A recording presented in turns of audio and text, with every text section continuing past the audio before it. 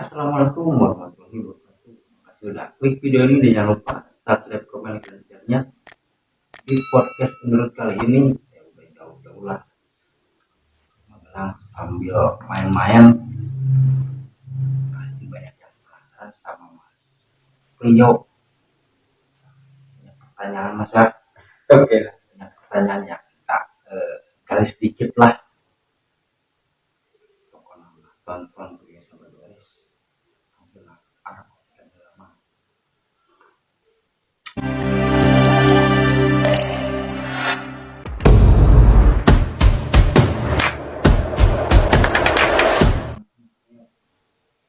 Siap.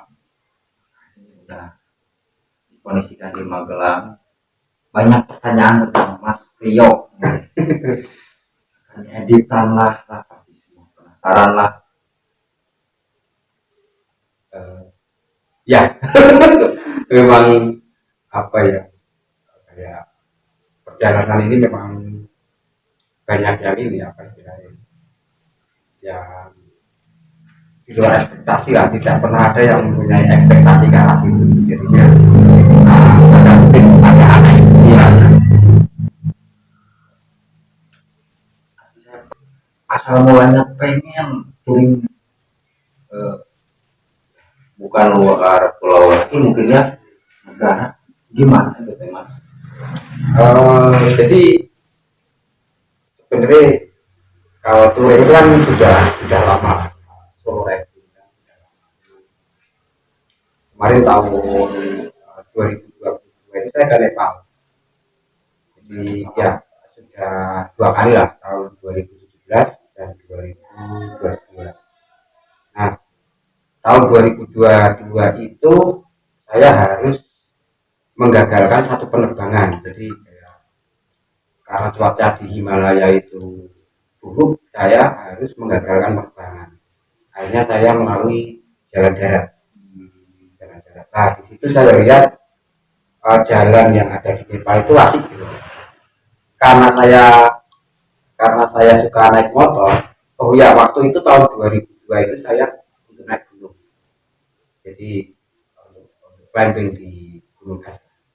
Nah, singkat cerita, saya melewati jalur Himalaya dan punya bayangan ini asik kayaknya kalau bawa motor sendiri. Akhirnya sepulang dari puncak sampai Indonesia saya buat program ini. Jadi oke lah, saya langsung cari data terkait dengan perjalanan.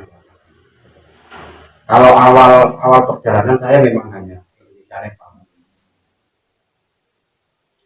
Dari pertama ke Laos, Brunei dan lain-lain berapa negara kira-kira? Kalau jalur saya itu kan memang muter sebenarnya. Jadi kalau yang lain kan biasanya langsung ke Malaysia Semenanjung.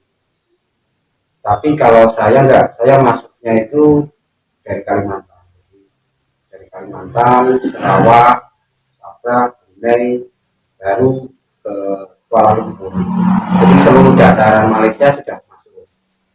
Jadi biasanya dibagi dua etapenya. Tapi waktu saya kalau negara, jumlah negara paling ya 5 kalau nggak 6. Kalau udah di Indonesia mah kayaknya udah pernah mungkin ya. Indonesia udah khatam lah, udah pernah. Kalau Indonesia sendiri sebenarnya belum semua. Jadi Sumatera itu saya cuma keliling, jadi nggak sampai ke 0 km. Kalimantan sudah, Sulawesi sudah, NTB, Sumba sudah. Yang belum saya Papua. Papua itu belum pernah masuk. Gak tahu, tapi memang satu keinginan tetap pengen di sana. Mungkin orang-orang seperti kita nggak pengen riding ke Papua kan nggak mungkin. Jadi tetap ada target ke sana. Di asal mula senang motor klasik awalnya tahun berapa itu Mas main-main motor klasik? Kalau saya tahun 2005 hampir 19 tahun mungkin ya, tapi tetap ada waktu jeda, jadi istirahat. Jadi saya sempat tahun 2014 sampai 2016 itu berhenti karena menata rumah tangga. Nah, jadi ya itulah hobi, jangan sampai hobi mengalahkan kepentingan yang lebih vital. Buat teman-teman misalkan ada yang pengen touring ke luar Indonesia, persyaratannya apa? Jadi ada, kalau saya ada dua, jadi ada persyaratan teknis dan non teknis, tapi tetap masing-masing nanti ada toleransi. Yang pertama untuk syarat teknis itu ya, kita sudah pernah melakukan kegiatan touring. Kalau saya kan beberapa pulau di Indonesia sudah masuk, jadi paling tidak punya modal sedikit kan. Punya modal sedikit. Jadi bukannya tidak mungkin ketika sampean belum pernah touring kok touring luar negeri itu bisa, tetapi nanti ada permasalahan-permasalahan yang itu akan sulit diselesaikan karena belum pernah mengalami yang namanya perjalanan. Itu yang saat terkait sama motor juga harus berarti, walaupun motor klasik jangan sampai istilahnya itu mengenaskan kondisinya, jadi ada rusak lagi ya. Terus untuk yang non teknis ini terkait dengan administrasi. Jadi kalau administrasi, persyaratan administrasi standar tetaplah ya, STNK, BPKB, SIM, itu wajib, itu atas nama kita semua, harus atas nama kita sendiri. Sebenarnya nggak harus, tapi lebih enaknya, karena nanti ada surat tambahan kalau tidak atas nama. Terus yang kedua itu SIM internasional. SIM internasional nanti kita buat di Korlantas, mudah lah buatnya. Terus yang ketiga ini CPD Karnet, itu semacam dokumen ekspor impor sementara untuk kendaraan. Itu nanti kita buatnya di Ikatan Motor Indonesia, dan salah satu syaratnya adalah kita sudah tergabung di organisasi Ikatan Motor Indonesia. Ya, kalau saya sudah tergabung, status saya private Jawa Tengah. Biaya untuk biaya administrasinya itu yang jelas nanti kita harus meninggalkan deposito untuk kendaraan kita, jadi 25% dari harga motor itu yang untuk karnet. Untuk harganya, untuk karnet itu 4 juta. 4 juta itu kita dapat 10 lembar. 10 lembar itu asumsinya untuk keluar masuk 10 negara maksimal.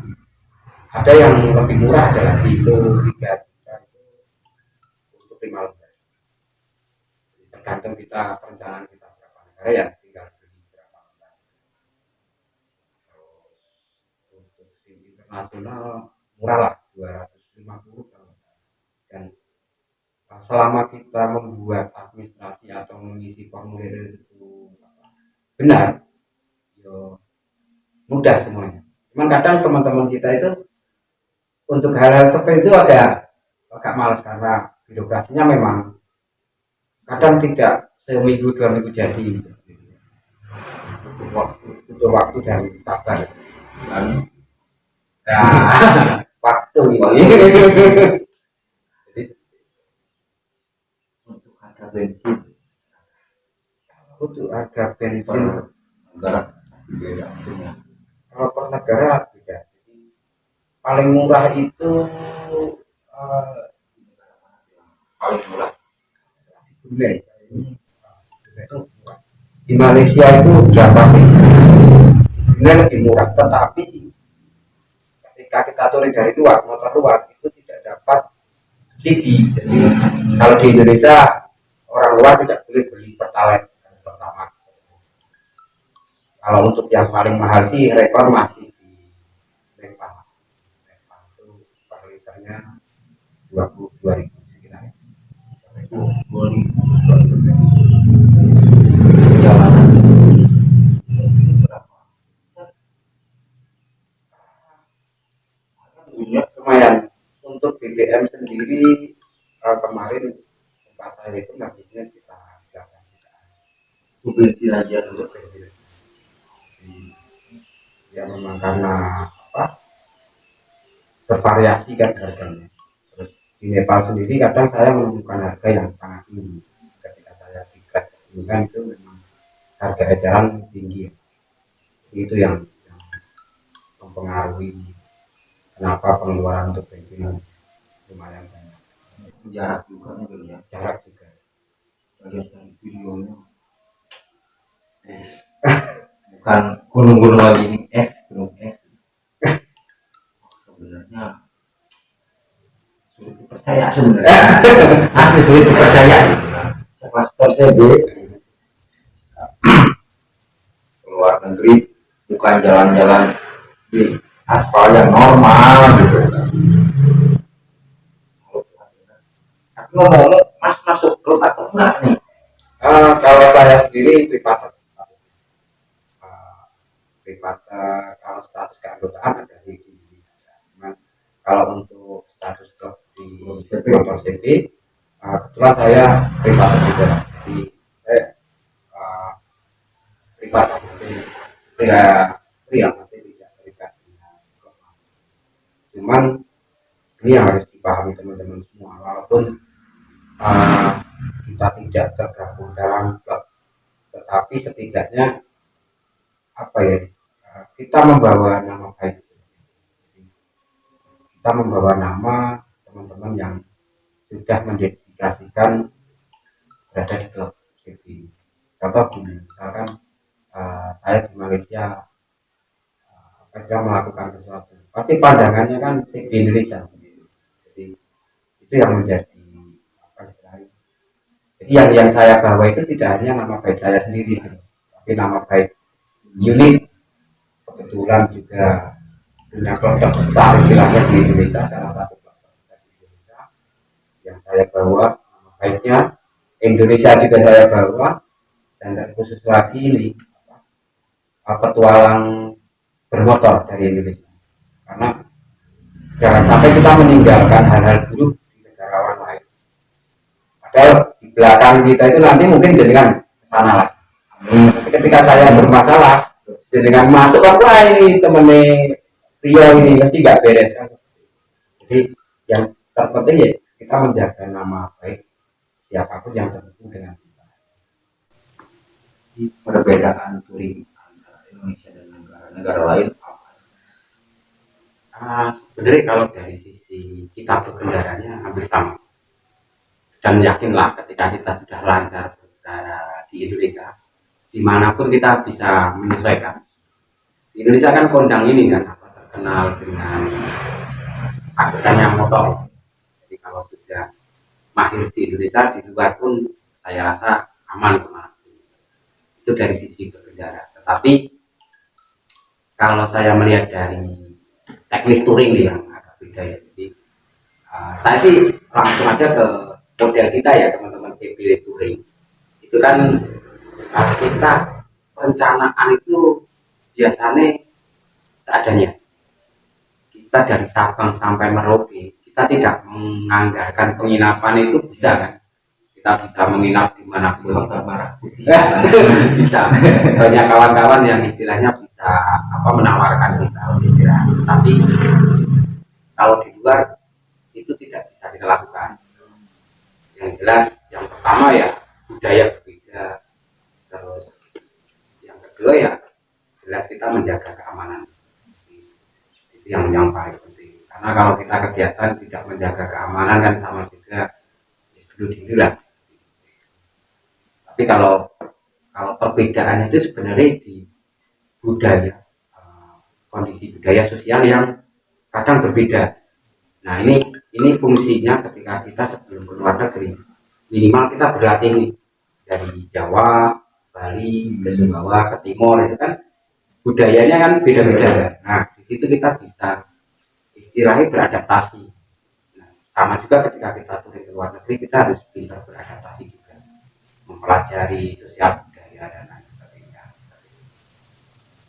Jadi hampir sama, cuman kita berbicara lebih kompleks.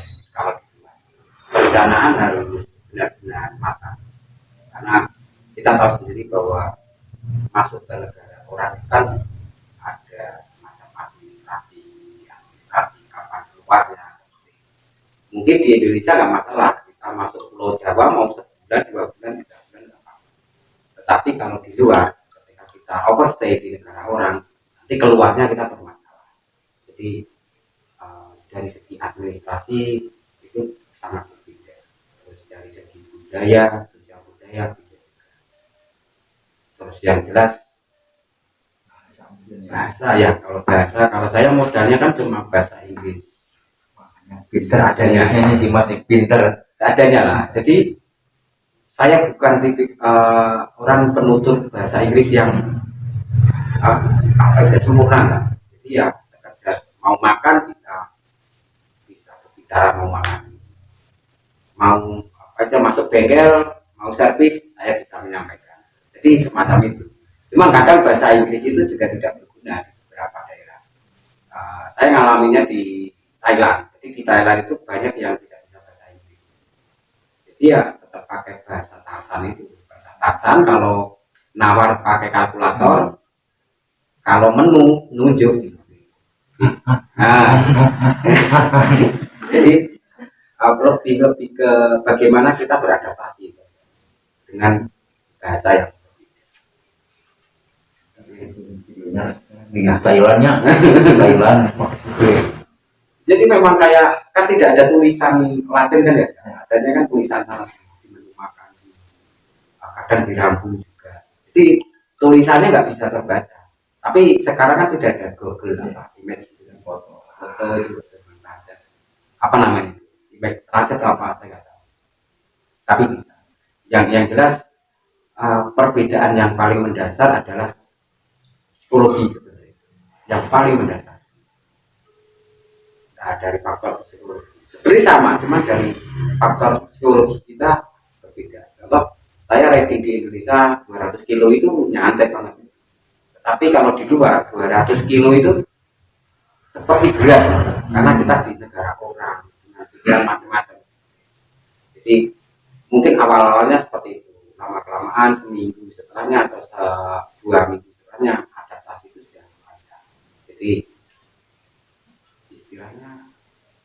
ya, kalau sudah mulai enak, kalau awal-awalnya memang suka ya. Ingat lihatin pasti aneh gitu kan. Dengan motor budayanya Indonesia gitu ya. Apa di Thailand ya, masalah sebenarnya yang tidak percaya bukan orang Indonesia lagi. Banyak dari orang luar itu juga agak ragu gitu.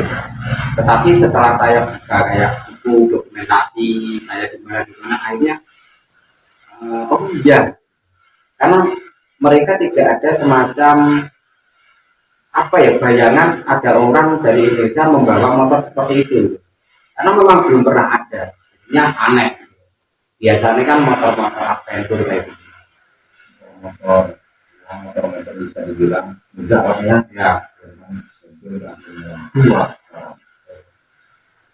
Ya walaupun dari sisi maintenance kayak engine juga sudah saya perbaiki apa perbaiki. Nah, ini jadi masalah ke negara-negara lain, misalkan kan biasanya 100 nih harusnya di up atau gimana gitu. Sebenarnya saya tidak ada kendala terkait engine ini, tidak ada kendala dimanapun. Nggak tahu nanti kalau pulang ke Indonesia pernah saya juga nggak tahu. Tetapi ada satu negara yang di situ ketika saya mengatakan engine tua itu malah nggak bisa masuk. Jadi saya bilang di situ untuk meyakinkan bahwa mesin saya sudah saya restorasi. Jadi kondisinya sudah baik dan sehat. Jadi ada kekhawatiran dari bagian imigrasi itu ketika mesinnya masih apa istilahnya orisinil, kendaraannya lah, kendaraannya ada yang seperti itu saya rasakan di Brunei. Jadi dari pihak imigrasi seperti itu. Ini motor seperti ini cuma ya tenang Pak, motor saya semuanya sudah saya sesuaikan dari kaki dan semuanya sudah saya sesuaikan. Oh ya syukur kan seperti itu. Jadi takutkannya dia Kalau untuk administrasi terkait kendaraan bermotor modifikasi, alhamdulillah sampai saat ini saya tidak mengalami kendala, jadi masih aman alhamdulillah. Tapi ya tetap nanti kalau kita sebagai orang yang suka modifikasi motor itu kan harus siap dengan konsekuensi. Kita modifikasi motor, di belakangnya itu kan ada konsekuensi, spare part susah atau masalah administrasi, itu konsekuensinya. Jadi ya kita siap-siap aja.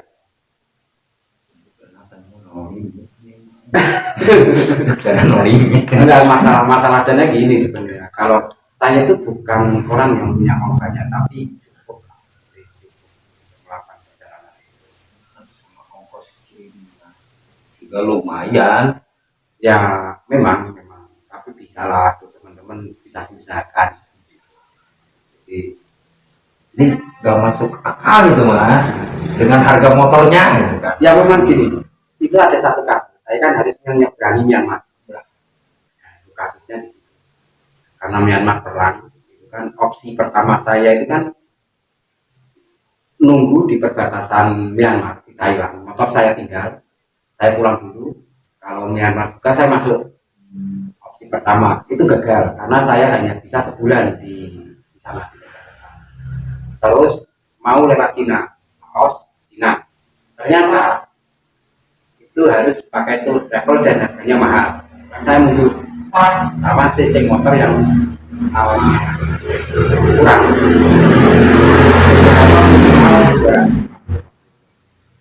Gagal opsi ketiga, opsi ketiganya motor saya kirim dari Bangkok ke Nepal. Ternyata mahal, itu juga berat, itu sekitar 40 juta. Dan motor 40 juta, Motor kita kenapa ada kepikiran beli motor lagi mas? akhirnya kan nggak mampu itu kan, saya rasa ini nggak mampu. Akhirnya di Bangkok saya dapat informasi kalau pengiriman dari Kuala Lumpur itu lebih murah. Saya balik kanan dari Thailand ke Kuala Lumpur itu sekitar 2000 kilo lah, balik kanan ke Kuala Lumpur. Jadi selama saya 1 bulan itu saya mencari agen pengiriman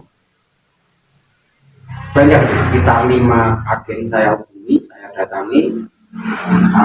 Harganya berapa itu masih mahal, saya nunggu lagi akhirnya dapat. Jadi kalau motor itu kan yang paling mahal itu kan engine-nya, kalau kira-kira itu untuk kalinya saya pecah motor, saya pisah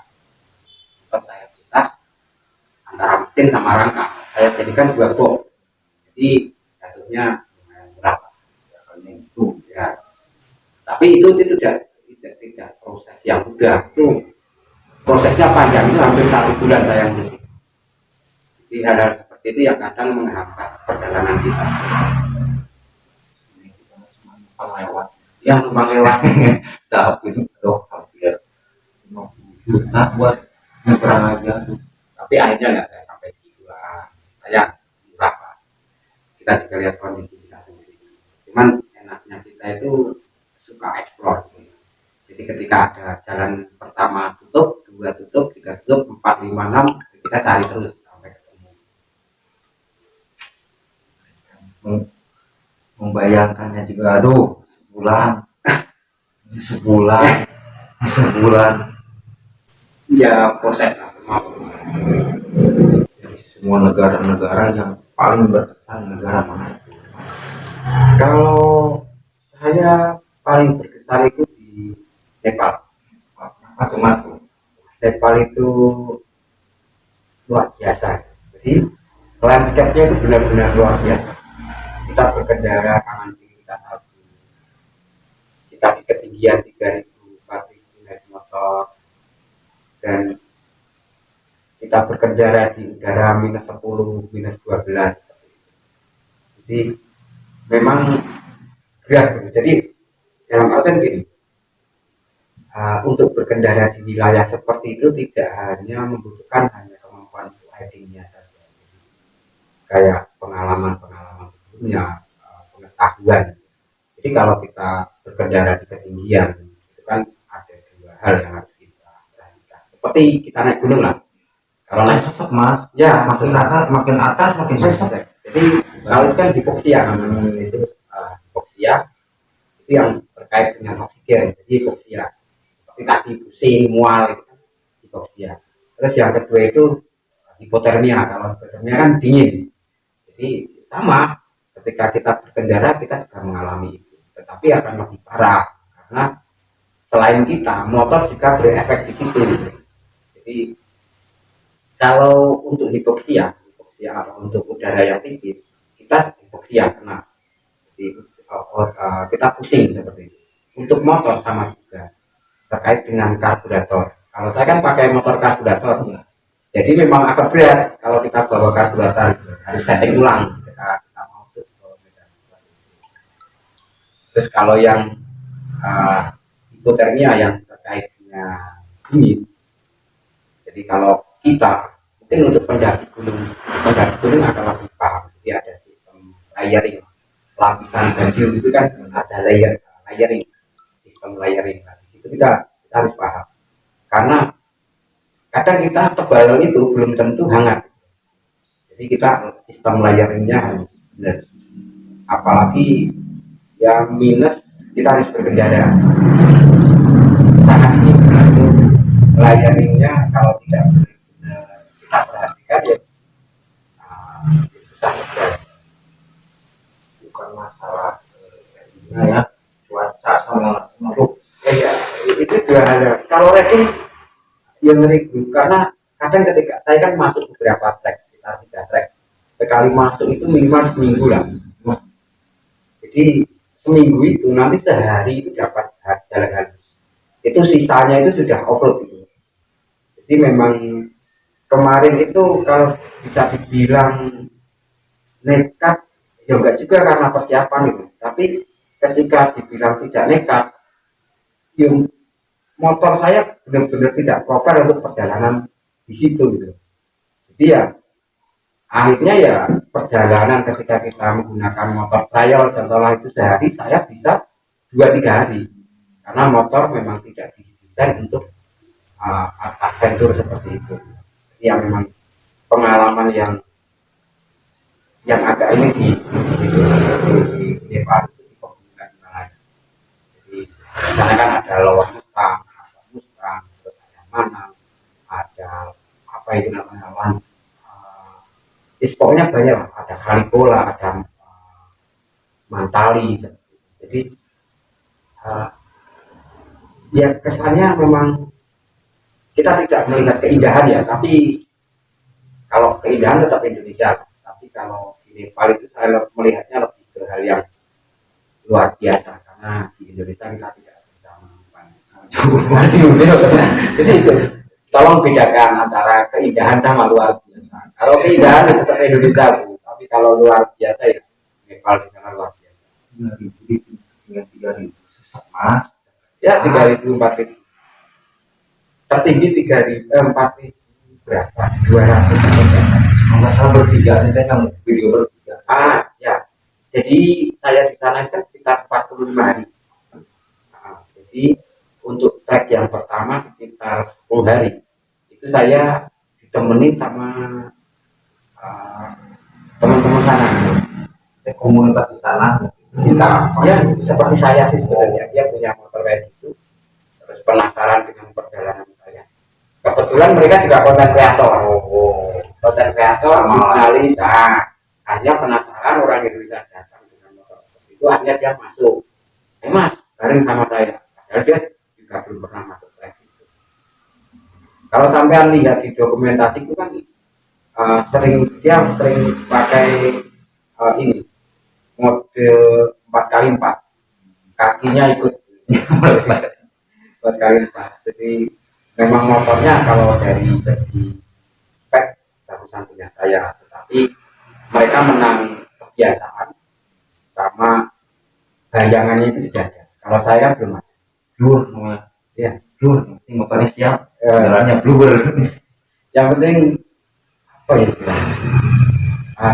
Setiap kita mau masuk trek itu ya kita bongkar semua, kayak pengecekan roda, setting kaki dan ulang ini aneh mas, touring ya, ke Nepal atau kemana, bawaannya sedikit, oh itu bingung. Nah, oke, ini banyak yang tanya. Itu asik ini. Bawaannya sedikit gitu mas, kayak gitu kan, gimana gitu mas. Jadi kalau kalau saya itu untuk masalah perlengkapan, mungkin sana sudah pernah dengar ultralight, sistem ultralight kalau naik gunung. Jadi sebenarnya sistem itu kan sudah saya terapkan sejak dulu gitu, ketika kita melakukan perjalanan. Jadi alat-alat yang bisa saya ringkas, fungsinya bisa saya satukan, ya udah saya satukan. Pemilihan tenda, pemilihan jaket, pemilihan dan juga alat masak itu saya buat yang kecil-kecil semua. Karena saya sendiri. Jadi mungkin kalau teman-teman yang touring itu nestingnya besar-besar itu kan, ya. Alat masaknya kalau saya bawaan kecil. Terus kayak sleeping bag itu mereka bawaan besar, saya yang bawaan kecil. Jadi orang touring dapat diri ribu kilo, ya dari penampilan bawaannya sedikit kan, ini mah mungkin apa, tapi kalau dari segi perlengkapan itu lengkap itu. Jadi itu sudah ada alat kayak alat masak, ada toolkit, ada bensinnya, ya, itu digen di kiri, untuk toolkitnya di kanan per spare part, ada baju ganti dan lain sebagainya, ada logistik seadanya juga. Jadi mungkin yang sudah tahu sistem ultralight paham lah, tapi saya menyebutnya sih bukan ultralight ya, lebih ke efisiensi lah. Saya nggak tahu menyebutnya ultralight atau apa, tapi jadi minimalisir bawaan lah intinya, dengan berhari-hari di atas gunung. Dengan kalau kan tahu mas, kalau ke gunung bawanya rasanya berapa liter ya, ini cuma kelihatan aja. Tapi ya kita harus menyesuaikan zaman juga ya. Dulu saya pernah ngalami itu juga, bawa tas besar, tapi ketika bisa diringkis kenapa enggak. Yang penting kita harus paham bahwa alat yang kita bawa itu benar-benar berfungsi dan aman. Itu yang harus kita perhatikan itu. Sekarang motor mas masih di mana ini? Jadi untuk kondisi motor saya itu masih di perbatasan India Nepal. India ya, ini rencana ke Afghanistan. Jadi dari Nepal saya masuk India, dari India Pakistan, Afghanistan itu untuk etapa 3. Ini kan etapa 2. Terus dari Afghanistan mungkin saya stay dulu, pulang dulu, nanti nggak tahu selanjutnya seperti apa. Tapi ini sekarang saya lagi prepare untuk etapa 3. Ya mudah-mudahan lancar. Sekarang lagi nunggu visa, jadi nunggu visa India. Yang itu rencana bulan apa mas? Ini kalau berdasarkan administrasi dokumen-dokumen saya itu, saya harus masuk itu bulan Juni saya harus masuk, bulan Juli saya harus sampai. Tapi ya ini baru saya rencanakan karena memang semuanya terkait dengan administrasi. Mungkin saya proses pulang lagi karena bulan Juli itu 1 tahun dokumen saya. Jadi beberapa dokumen itu berlaku hanya sampai bulan Juli 2020. Ya kita persiapkan segala sesuatunya.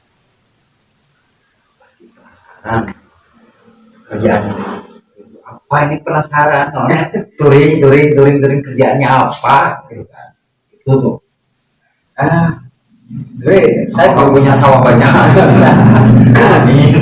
Enggak, jadi kalau saya jelas saya punya pekerjaan fisik ya, jadi bukan pekerjaan kayak masih konten kreator itu enggak. Jadi pekerjaan saya benar-benar pekerjaan yang bekerja fisik. Kebetulan saya berasal di rumah.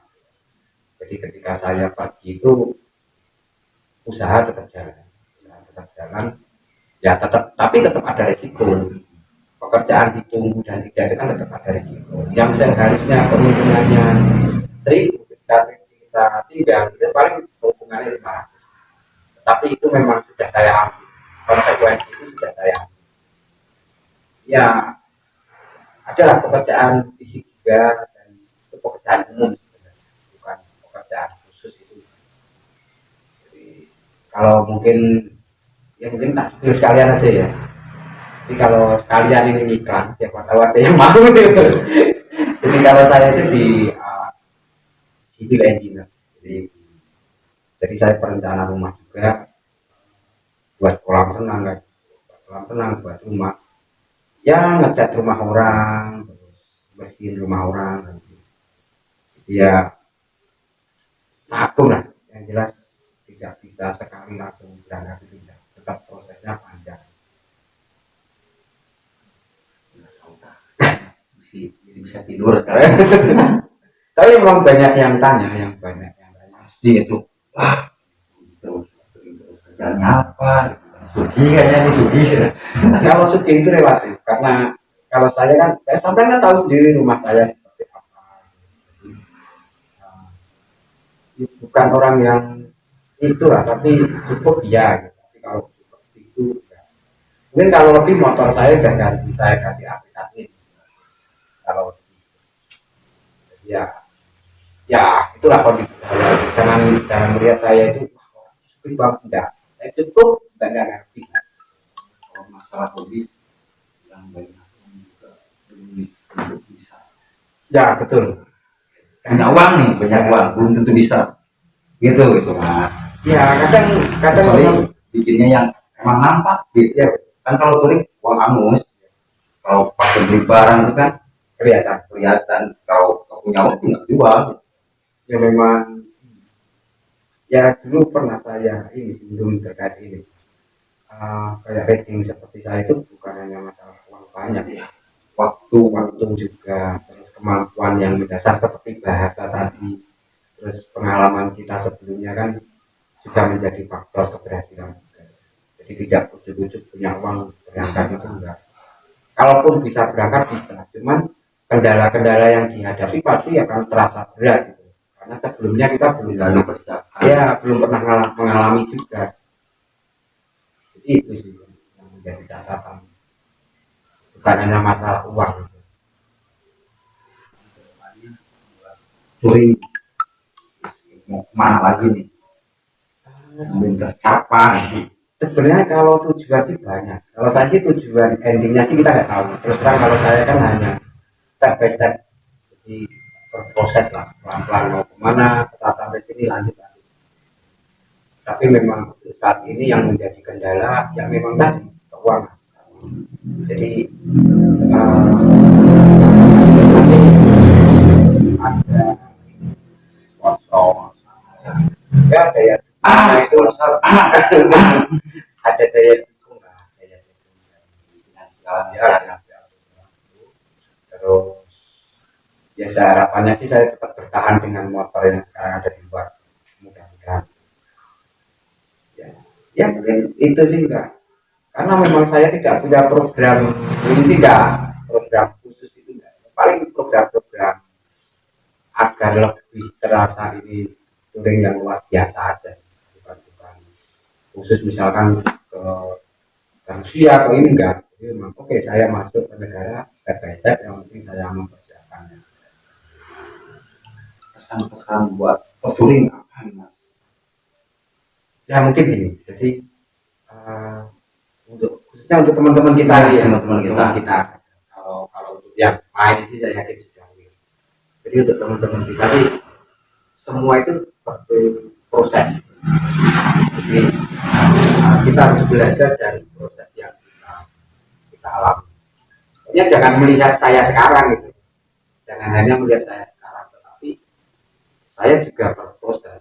Kalau teman-teman touring masih apa istilahnya dari pom bensin satu ke pom bensin lain, itu pernah saya alami juga gitu. Jadi memang semuanya tidak bisa kalau dalam bahasa Jawa ujuk-ujuk tiba-tiba. Jadi semuanya berproses, dari proses yang kita lewati kita belajar lagi. Kalau touring itu kan bukan hanya apa istilahnya, kita mau kemana berangkat itu kan enggak. Apalagi perjalanan ke luar negeri kan perencanaannya harus. Ya untuk yang suka touring mulai belajar ini apa mempersiapkan segala sesuatunya. Jadi tidak hanya gini, kadang kan teman-teman kita itu kan, aku mau ke Lombok kira-kira duitnya sampai cukup gitu kan. Seperti itu. Ya minimal kita ada planning lah. Kalau Lombok itu dari Jawa Barat contoh bensin berapa liter, terus nanti makan berapa kali kayak gitu. Atau ketika di jalan itu apa istilahnya ada dukungan dari teman-teman, itu mengurangi budget kita. Tetapi dari awal harus kita rencanakan gitu, biar takutnya ngandelin pengen nggak ngandelin nggak jadi kan, jadinya di jalannya pusing ya. Jadi itu apa ya, perjalanan kita lebih tenang ketika perjalanan melakukan perjalanan dengan perencanaan. Itu kan ibaratnya seperti kita sudah memprediksi perjalanan yang akan kita lewati. Hasilnya kan sebuah perencanaan. Jadi mungkin itu saja. Pokoknya jangan patah semangat. Jangan melihat saya sekarang, pelajarilah bagaimana saya berproses. Teman-teman buat bolok-bolok, buat pencang-pencang, nggak percaya langsung aja masuk ke channelnya. Apa mas channelnya mas? Channel YouTube-nya Fotoku Taiki. banyak videonya di sana, masih editannya mas ya. Makasih ya mas ya, oke siap. Makasih banget ini mas, aduh foto kebanggaan bagi saya. Dan ini ada oleh-oleh mas Dari Plastikan Project, oleh-oleh dari Bandung ini. oke siap. Oke siap, terima kasih. Tonton video yang lain juga, ambil yang baiknya, yang jeleknya buang aja mas ya. Jangan lupa subscribe, komen, like, dan share-nya. Sampai jumpa di video selanjutnya. Assalamualaikum warahmatullahi wabarakatuh.